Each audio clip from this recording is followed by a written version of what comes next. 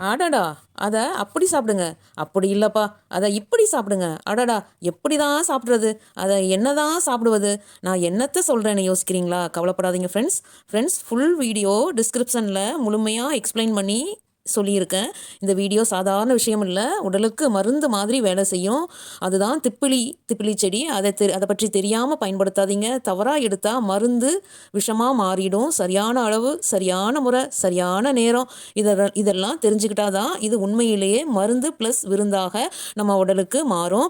அதனால் இதை பற்றி முழுமையாக தெரிஞ்சுக்கிட்டு மாடி தோட்டத்தில் இந்த மூலிகை செடியை வளர்த்து சரியான முறையில் பயன்பெறுவீங்கன்னு நம்புகிறேன் ஃப்ரெண்ட்ஸ். இந்த தகவல் உங்களுக்கு மிகவும் யூஸ்ஃபுல்லாக இருக்கும். Happy gardening.